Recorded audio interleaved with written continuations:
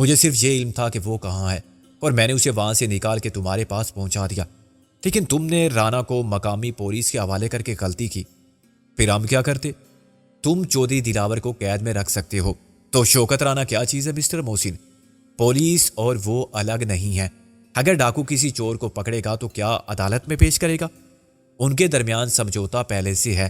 تمہارے سامنے گرفتاری کا ڈرامہ تو ایک مجبوری تھی، اب تک تو وہ رہا ہو چکا ہوگا یا اس کی کوشش کامیابی کے قریب ہوگی۔ صرف تمہارے لیے ہی نہیں، وہ میرے اور میرے بچوں کے لیے بھی خطرہ ہے۔ تم نے خطروں سے کھیلنا تو سیکھ لیا ہے۔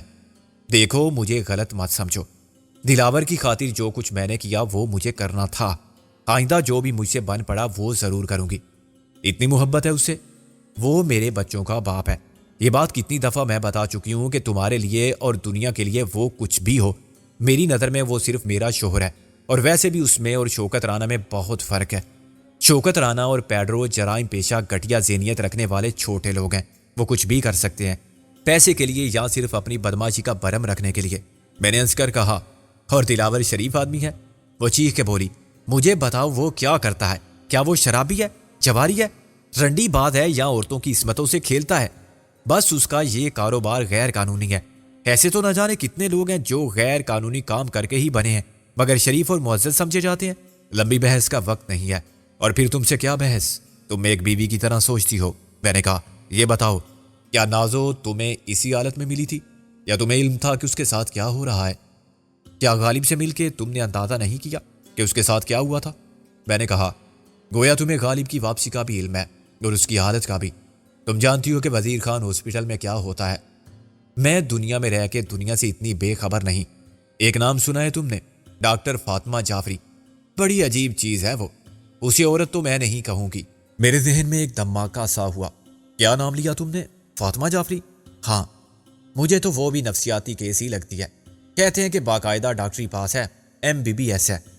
میں نے خود کو سنبھال کے کہا، تم ملی ہو اس سے؟ ملے بغیر یہ سب کیسے بتا سکتی ہوں؟ اور کیا جانتی ہوں اس کے بارے میں؟ میں نے کہا۔ وہ بولی، اس نے اپنی ماں کو قتل کر دیا تھا، باپ کا کچھ پتہ نہیں، کوئی کرنل ہے جس نے اس کو پالا، مگر یہ بھی سنا ہے کہ آج کل وہی اس کا شوہر بنا ہوا ہے۔ جس سے اس کی شادی ہوئی تھی وہ شریف آدمی تھا، اور کوئی ڈاکٹر ہی تھا جو پھنس گیا تھا۔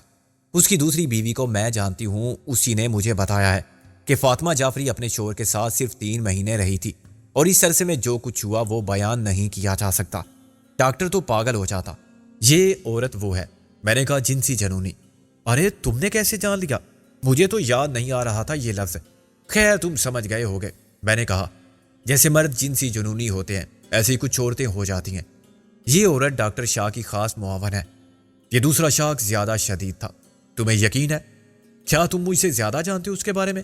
میں نے کہا، نہیں، میں تو کبھی نہیں ملا اس سے، تم ہی سے نام بھی سنا ہے اس کا۔ وہاں ڈاکٹر شاہ کی اور اس کی جوڑی مل کے کیا کرتی ہوگی، اس کا بھی اندازہ کر لینا چاہیے تمہیں۔ وہاں مرد بھی داخل ہیں اور عورتیں بھی۔ ان پر جسمانی تشدد بھی ہوتا ہے مگر ذہنی تشدد بہت برا کیا جاتا ہے۔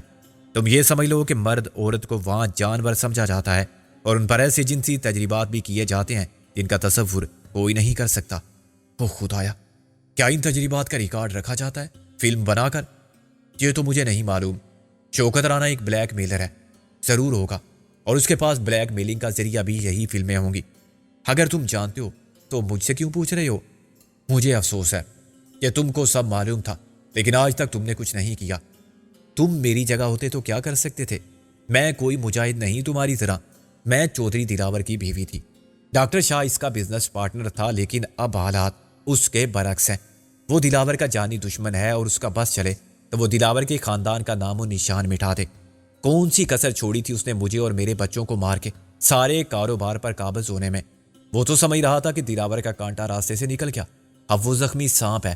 اس کی وجہ سے میں چھپ کر رہنے پر مجبور ہوں، اور اس لیے تم یہ سب کچھ بتا رہی ہو۔ ہاں، یہ دشمنی کا رشتہ کچھ ایسے ہی چل رہا ہے۔ پہلے تم نے میری مدد کی تھی، میری زندگی بچا لی تھی اور مجھے دلاور سے بھی ملوا دیا تھا۔ میں نے بدلے میں نازو کی زندگی بچائی اور اسے تم سے ملا دیا۔ اب میں تم سے کہہ رہی ہوں کہ شوکت رانا کو ختم کر دو۔ وہ میرا اور تمہارا دونوں کا دشمن ہے۔ میں یہ کام نہیں کر سکتی، تم کر سکتے ہو۔ تم نے بہت بڑے بڑے کام کیے ہیں۔ شوکت رانا کے معاملے میں پولیس پر یا قانون پر بھروسہ مت کرو، تمہاری MRS اسے ٹھکانے لگا سکتی ہے۔ میں حیران تھا کہ دلاور کی بیوی کس قسم کی گفتگو کر رہی ہے۔ اس کی کوئی بات غلط نہیں تھی، لیکن مجھے ایسا لگا جیسے وہ چالاک عورت مجھے اپنے مقاصد کے لیے استعمال کرنا چاہتی ہے۔ میں نے کہا، تمہیں دلاور کے معاملے میں کوئی تشویش نہیں؟ وہ بولی، اب دلاور کا کوئی کچھ نہیں بگاڑ سکتا۔ کیا تم ملی ہو اس سے؟ ابھی تک مجھے کامیابی نہیں ہوئی۔ پولیس اس کی گرفتاری سے بھی لا علمی ظاہر کر رہی ہے، لیکن میں سب سمجھتی ہوں، میں معلوم کر لوں گی اور اس کی ضمانت پر رہائی بھی ہو جائے گی۔ فاطمہ جعفری کے بارے میں دلاور کی بیوی کے انکشافات نے میرے ذہن کو غیر متوقع الیکٹرک شاک کی طرح جھنجھوڑ کے رکھ دیا تھا۔ میں سوچ بھی نہیں سکتا تھا کہ نادانستگی میں غم سے کیسی خوفناک غلطی سرزد ہو گئی تھی۔ یہ ایسا ہی تھا جیسے بھیڑ کو حفاظت کے لیے خونی بھیڑیے کی تحویل میں دے دیا جائے۔ یہ ساری باتیں وقار کے علم میں بھی نہیں تھی جو مجھے دلاور کی بیوی نے بتا دی تھی۔ وہ لاکھ بری سہی اور دلاور کی بیوی ہونا اس کا جرم سہی، جیسے برے آدمی کے اندر نیکی مرتی نہیں اور اندر باطنی سیاہ خانے میں کہیں انسانیت کی ایک کرن ہمیشہ روشن رہتی ہے۔ دلاور کی بیوی کے وجود میں شرافت باقی تھی۔ اس کے لیے دلاور کسی بھی دوسری عورت کے شوہر سے کم اہم نہ تھا۔ 100% با وفا دلاور نہیں تھا تو اس کی بیوی بھی بے خطا نہ تھی، مگر اس کے باوجود معاشرے اور خاندان کے روایتی بندھن میں دونوں ہنسی خوشی بندھے ہوئے تھے اور اپنے گھر کی حفاظت ایک ہی طرح کرتے تھے۔ دلاور کی بیوی کا احسان مند ہونا بھی غنیمت تھا۔ کہتے ہیں نیکی کبھی رائیگاں نہیں جاتی۔ دلاور کی بیوی نے ایسے وقت میں کیسا نیکی کا بدلہ چکایا تھا جب ہم بے بس تھے، اور یہ حساب ایسے برابر کیا تھا کہ شاید کچھ ہم ہی زیادہ مقروض ہو گئے تھے۔ میں واپس اس کمرے میں پہنچا جہاں وقار، محسن اور فاطمہ فراغت سے قالین پر پاؤں پھیلائے بیٹھے ہوئے تھے۔ محسن نے فاطمہ کو اعتبار کے قابل سمجھتے ہوئے وہ سب بتا دیا تھا جو دشمن کے مخبر پر اپنا ہر راز افشا کرنے کے مترادف تھا۔ دوست بن کے آنے والے دشمن کو اپنی ہر کمزوری سے آگاہ کرنے اور اس کے سامنے اپنی جنگی حکمت عملی کی وضاحت کرنے کے مترادف تھا۔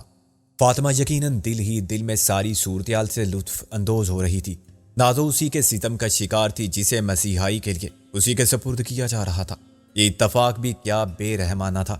دلاور کی بیوی فون نہ کرتی تو نازو پھر اسی زندہ میں پہنچ جاتی اور الزام ہم پر آتا کہ دوسری بار خود ہم نے اسے عذاب دینے والوں کے حوالے کر دیا۔ میرے ذہن میں اب بہت سے سوالات تھے، الجھنیں تھیں، مگر میں مطمئن اور پرسکون تھا۔ مجھے صبح تک مہلت مل گئی تھی اور موقع ملتے ہی میں محسن کو بھی شریک راز کر سکتا تھا۔ ان حالات میں فاطمہ جعفری کی واپسی کا سوال ہی پیدا نہیں ہوتا تھا۔ مجھے تو یہ تشویش بھی لاحق ہو رہی تھی کہ اس نے نازو کو کیا دوا انجیکشن کی صورت میں دی تھی۔ کیا یہ نازو کی بے ہوشی کو طویل تر کرنے والی دوا تھی؟ خدا کرے کہ ایسا ہی ہو۔ اس نے بے ہوشی کو ختم کرنے کی بجائے زندگی کو ختم کرنے کا فیصلہ نہ کیا ہو۔ وہ اچھی ایکٹریس بھی تھی۔ اس نے نازو کو دیکھ کر کسی حیرانی کا اظہار نہیں کیا تھا اور پریشان بھی نہیں ہوئی تھی۔ شاید اس لیے نازو کی زندگی محفوظ تھی کہ فاطمہ جعفری کو افشائے راز کا ڈر نہیں تھا۔ وہ مطمئن تھی کہ قید سے فرار ہونے والے قیدی کو اس کی بدقسمتی نے پھر جیلر کے سامنے پہنچا دیا اور اب فکر کی کوئی بات ہی نہ تھی۔ اس کے ہوش میں آنے سے پہلے ہی وہ جیل خانہ ہوگا اور وہی قید کی اذیت وہ نازو کو اپنے ساتھ لے جائے گی۔ اس بار سختی زیادہ ہوگی تو وہ خود بتا دے گی کہ اس کو زندان سے نکالنے والا کون تھا۔ دلاور کی بیوی سے میری گفتگو نکی نے بھی سنی تھی اور وہ میرے پیچھے آ گئی تھی۔ میں نے اسے ڈانٹ کے رخصت کر دیا، چلو باقی باتیں صبح، مگر مجھے نیند نہیں آ رہی ہے۔ میں نے ڈانٹ کے کہا، تم کو اپنی صحت کا خیال رکھنا چاہیے۔ وقار نے کہا، یہی میں بھی کہتا ہوں۔ محسن بولا، مگر ویسے خیال نہیں کرتے جیسے مولوی خادم حسین خیال رکھتا ہے اپنی بیوی کا۔ وقار نے کہا، بیوی کو دیکھو کتنی مامتا ہے اس کے پیار میں۔ نکی کے جاتے ہی میں نے دروازہ بند کر دیا۔ ڈاکٹر فاطمہ جعفری، آج کل تم کہاں پریکٹس کرتی ہو؟ کلینک کہاں ہے؟ کلینک تو گھر ہی میں ہے، جو مریض آ جائیں دیکھ لیتی ہوں۔ میں نے کہا، کوئی آمدنی کا کوئی مسئلہ نہیں؟ ٹھیک ہے، کیا ضرورت ہے تمہیں زیادہ مغز ماری کرنے کی؟ تمہارے شوہر کی جائیداد ہی کافی ہوگی آمدنی میں۔ کس شوہر کی بات کر رہے ہو تم؟ میرا تو کوئی شوہر نہیں۔ میں نے حیرانی سے کہا، اچھا تو یہ کرنل صاحب کون ہے؟ اس نے پالا ہے مجھے، وہ بگڑ کے بولی، مگر لوگ تو کچھ اور کہتے ہیں۔ اسے چند مردانہ گالیاں تھی۔ غلیظ لوگ، گٹر اگر پرنالے کو کہے کہ تو گندا۔ اس نے گرا کے میری بات کاٹ دی۔ کیا مطلب؟ غلاظت تو تمہارے اپنے اندر اتنی بھری ہوئی ہے کہ ابل ابل کے باہر آ رہی ہے۔ میں نے کہا تھا کہ میرے سامنے پوز مت کرنا۔ تم کوئی افسانہ نہیں، نہ کوئی فحش ناول۔ وہ بھی پھر کے اٹھی۔ وقار، ایسے دوست ہیں تمہارے؟ میں نے اس کی کلائی پکڑ کے جھٹکا دیا اور وہ پھر بیٹھنے پر مجبور ہو گئی۔ میں نے کہا، بیٹھو جانے من، ہم سے تو آج ہی ملی ہو اور اتنی جلدی روٹ کے جا رہی ہو۔ ابھی تو کچھ کہا بھی نہیں، ابھی تو کچھ سنا نہیں۔ مجھے کچھ نہیں سننا سنانا۔ میں نے جواب میں ایسی بات کہی جو یہاں نہیں لکھی جا سکتی۔ یہ تو تمہارا فیلڈ ہے، ذہنی مریضوں کا علاج تم کیسے کرتی ہو آخر؟ میں نے کہا ذرا تفصیل سے بتاؤ کہ ڈاکٹر شاہ اور تم مل کے کس قسم کے تجربات کرتے ہو؟ میں اس سے ملا تو نہیں، مگر میں نے اس کے بارے میں سنا بہت ہے کہ وہ ایک حیوان قسم کا انسان ہے۔ اس کی شخصیت میں نمایاں ہونے والی تبدیلی اتنی واضح تھی کہ وقار اور محسن، جو پہلے میری باتوں پر حیران تھے، اب اس کو یوں دیکھ رہے تھے جیسے وہ کوئی انسان نہیں بلکہ انسانی روپ میں چڑیل یا بھوت ہے، جس کو میرے منتر نے اصلی چہرہ دکھانے پر مجبور کر دیا ہو۔ وہ ایک دم اٹھ کر مجھ پر جھپٹی، مگر میں اس کے لیے بالکل تیار تھا۔ میں نے خود کو دائیں ہتھیلی زمین پر رکھ کر ایک طرف جھکا لیا اور میرے پیر اٹھے تو اس کے سینے پر لگے۔ وہ اس کے لیے تیار نہیں تھی۔ اس کے حلق سے کرا نکلی، مگر پھر اس کا جسم اکڑ گیا اور یہ اشارہ میرے لیے کافی تھا۔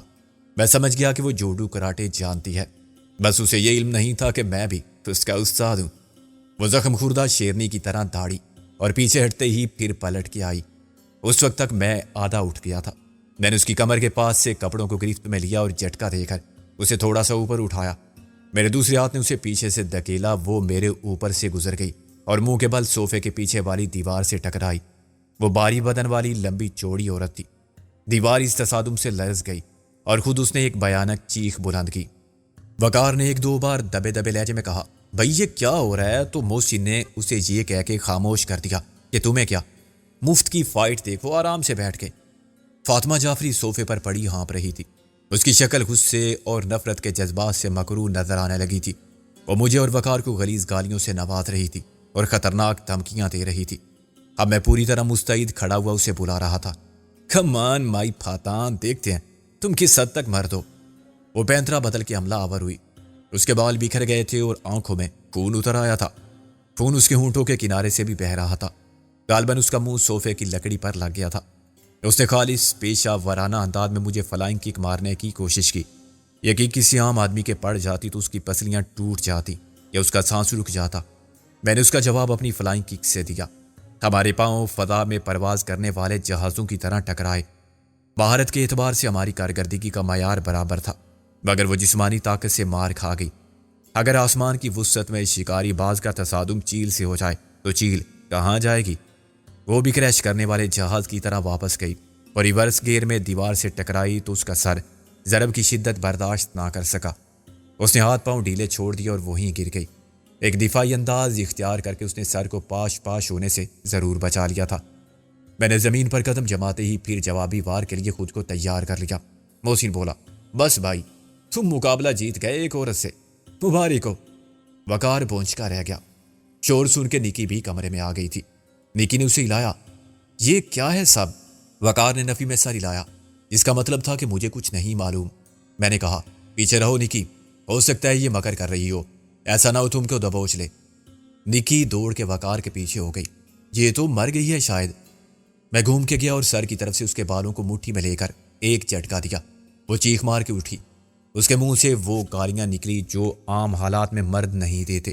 اب میں نے روایتی انداز میں اس کے منہ پر الٹے ہاتھ کا بھرپور تھپڑ رسید کیا۔ اس کا منہ گھوم گیا اور جلد پر 4 انگلیوں کے نشانات واضح ہو گئے۔ بند کرو اپنی بکواس، آس پاس کے لوگ سنیں گے تو بدنامی میری ہوگی۔ نکی نے موقع غنیمت جانتے ہوئے اپنا پچھلا غصہ بھی نکال لیا اور اس کے دوسرے گال پر تھپڑ مار دیا۔ بدقسمتی سے اس کا چہرہ نکی کے سامنے بالکل صحیح زاویے پر آ گیا تھا۔ اس نے نکی کو بہت بری گالی دی۔ نکی کا چہرہ سرخ ہو گیا اور وہ پاؤں سے سلیپر اتار کے اس کی مرمت کرنے کے لیے آگے بڑھی۔ حرام زادی! وقار ہنس پڑا بس، اور نکی کو روک لیا۔ محسن نے کہا میں یاد دلاؤں کمینی چڑیل؟ میں نے اسے پیچھے کھینچ کے صوفے پر ڈال دیا اور ایک گھٹنے سے نیچے دبا لیا۔ کوئی فائدہ نہیں مقابلے کا مائی پھاتا، تمہاری اصلیت مجھے معلوم ہو چکی ہے۔ وقار کے گھر تمہیں شامت اعمال لائی تھی۔ وقار سخت بدآواز تھا۔ یار مجھے تو کچھ پتا نہیں تھا، آخر معاملہ کیا ہے؟ فاطمہ جعفری کے دونوں ہاتھ پھیلے ہوئے تھے اور وہ سانس لینے کی کوشش کر رہی تھی۔ اس کی شعلہ فشاں آنکھیں جیسے حلقوں سے ابھل آئی تھی۔ اس نے اپنی شکست تسلیم کر لی تھی، ورنہ اس حالت میں بھی وہ مقابلہ جاری رکھتی۔ یہ اس کے حق میں اچھا ہوا۔ وہ ہاتھ اٹھاتی تو میں لحاظ نہ کرتا اور اس کا بازو اتر جاتا یا ٹوٹ جاتا۔ لا حول ولا قوت الا باللہ کا ورد کرتے تقریباً دوڑتے ہوئے نازل ہوئے۔ ان کی نسبت بہتر ان کے پیچھے چلی آ رہی تھی اور چلا چلا کے کہہ رہی تھی ارے کم بخت رک جا۔ میں نے کہا تم لوگ کیسے آ گئے یہاں؟ اور تم کیوں مار رہی ہو اسے آدھی رات کو؟ لو جی، آپ کیا بات کرتے ہو؟ ہاتھ ٹوٹ جائے میرے جو میرے دل میں ایسا خیال بھی آیا ہو۔ ہمیں رابعہ بی بی نے بھیجا زبردستی۔ مولوی خادم حسین نے کانپتی آواز میں کہا، سکندر صاحب کچھ تو خدا کا خوف کیجیے، یہ سخت غیر شرعی دنگل ہے۔ توبہ توبہ، عورت کے ساتھ آدھی رات کو دینگا مشتی؟ ہم تو خیریت معلوم کرنے آئے تھے۔ وقار نے کہا، یہ عورت نہیں، بلا ہے بلا، تمہیں نہ چمٹ جائے۔ خادم حسین نے فوراً آیت الکرسی پڑھ کے پھونک ماری۔ مجھ سے تو ایک پہلے ہی چمٹی ہوئی ہے جی، اس نے زیر لب کہا۔ میں نے فاطمہ جعفری کو بیٹھنے کا موقع فراہم کیا۔ اس نے وقار سے کہا، میں گھر جانا چاہتی ہوں۔ اب تم بڑے گھر جاؤ گی، تمہارا اپنا گھر تو ہے نہیں، میں نے کہا۔ وہ میری طرف دیکھے بغیر بولی، وقار یہ سب کچھ تمہارے گھر میں ہوا ہے میرے ساتھ، یاد رکھنا۔ جواب میں نے دیا، ابھی تو بہت کچھ ہونا باقی ہے جو تم یاد رکھو گی ساری عمر۔ نکی ریوالور لاؤ۔ نکی نے لرزتی آواز میں کہا، سکندر بھائی یہاں خون کرو گی اس کا؟ نہیں، اسے باہر لے جاؤ کہیں، گولی چلنے کی آواز سب سنیں گے اور خون نہیں دیکھ سکتی میں نے سوچ کر کہا، اچھا پھر اسے پھانسی دے دے یا گلا دبا کے ہلاک کر دیں۔ وقار نے کہا، تم نکی کو موقع کیوں نہیں دیتے؟ اس کے دل میں بڑی تمنا تھی صورت کو قتل کرنے کی۔ میں نے کہا، ہاں مجھ سے بھی کہہ رہی تھی کہ میرا بس چلے تو میں اسے زہر دے دوں۔ تم قسم دے کے پوچھ لو کہ کیا میری بات غلط ہے؟ موسی نے کہا، یہ ٹھیک ہے، کم آن نکی، ارمان پورے کر لو اپنے۔ مولوی خادم حسین ایسے ہل رہا تھا جیسے اسے جاڑا بخار چڑھ رہا ہو۔ اجی کیسی بھیانک باتیں کر رہے ہیں آپ لوگ، میری گھر والی کا دل بہت کمزور ہے۔ یہ تو ڈاکٹر صاحبہ بتا سکتی ہیں کہ دل کی کیا حالت ہے۔ تم بھی چیک کرا لو مولوی خادم حسین، اچھا موقع ہے، دماغی امراض کی ماہر ہیں یہ۔ خادم نے پھر لا حول ولا قوت الا باللہ پڑھی۔ میرے دماغ کو کیا ہوا ہے جی؟ ہاں جو چیز موجود ہی نہ ہو اس کو کیا ہوگا؟ خیر اب تم سب خواتین کو یہاں سے لے جاؤ، اور دیکھو اگر کوئی دروازے پر آ کر سوال کرے کہ یہ کیسا ہنگامہ ہے تو کہہ دینا۔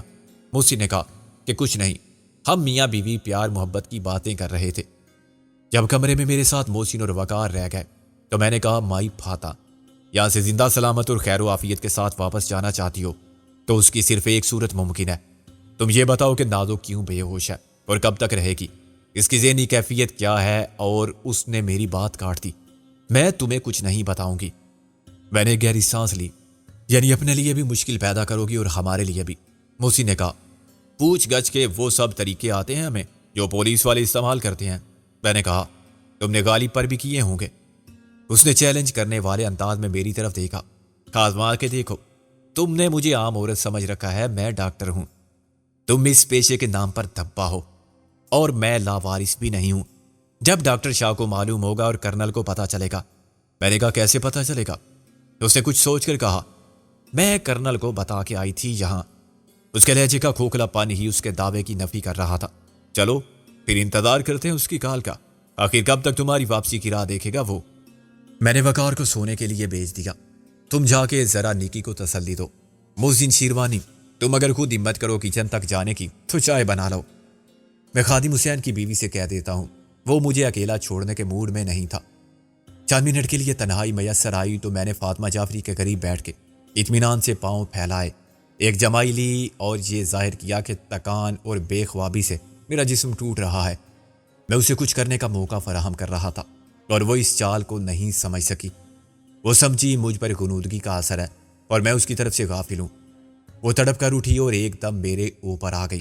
اس کا ہاتھ ایک مہلک وار کرنے کے لیے اٹھ چکا تھا۔ اس نے طے کر لیا تھا کہ وہ مجھے جان سے مار دے گی اور کسی کے واپس آنے سے پہلے فرار ہو جائے گی۔ اس وار سے کسی کی جان لینا گولی مارنے سے زیادہ آسان ہوتا ہے۔ ایک ہلکی سی آواز کے ساتھ ہی گردن کی ہڈی ٹوٹ جاتی ہے جو دماغ اور نچلے جسم کے درمیان زندگی کے احساس کا رشتہ قائم رکھتی ہے۔ یہ ٹوٹ جائے تو جسم کا سر سے تعلق نہیں رہتا اور الگ سے کوئی آواز نکالے بغیر آدمی موت سے امکنار ہو جاتا ہے۔ میں نے حرکت محسوس کرتے ہی آنکھیں کھول دی۔ خود کو بچانے کے لیے میں پلٹ کر صوفے سے فرش پر گیا اور میں نے دائیں ٹانگ کو سمیٹ کر ایک جھٹکے سے دراز کیا۔ لات اس کے پیٹ پر لگی اور وہ درد کی شدت سے کرا کے دوری ہو گئی۔ میں نے دوسرا پاؤں ایسے ہی اس کے گھٹنے پر مارا تو وہ بری طرح لڑکھڑا کے گری۔